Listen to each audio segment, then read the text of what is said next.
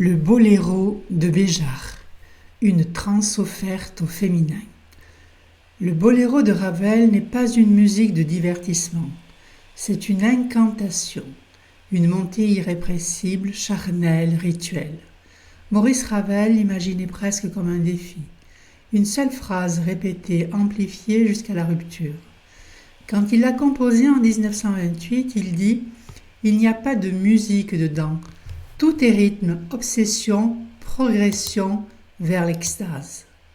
Avant Béjart, d'autres chorégraphes s'y sont frottés, dont Bronislava Nischka, sœur de Nischki, dès 1928. Mais c'est Béjart en 1961 qui va la faire basculer dans une autre dimension. Il place une femme seule au centre d'une immense table ronde rouge. Autour d'elle, des hommes, d'abord silencieux, immobile.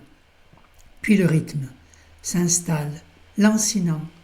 Elle ne danse pas encore, elle incarne, elle attend. Elle tient le silence et la montée. Chaque mesure la réveille un peu plus. Ce n'est pas elle qui bouge, c'est le monde autour d'elle qui entre en transe. Ce choix, c'est un coup de génie. Au lieu d'illustrer la musique, Béjart la contient, l'écoute et la retient. Il donne au féminin une puissance de contagion.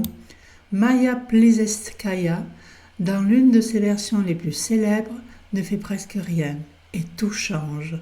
Chaque geste devient appel, chaque ondulation de bras devient phénomène.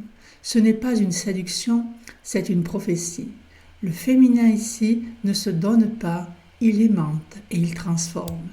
Et lorsque Béjart réinvente ensuite le boléro avec un homme au centre, Giorgio Donne, c'est toujours le féminin qu'il convoque, non dans un genre, mais dans une énergie, celle qui ne contient pas que la force, mais la présence.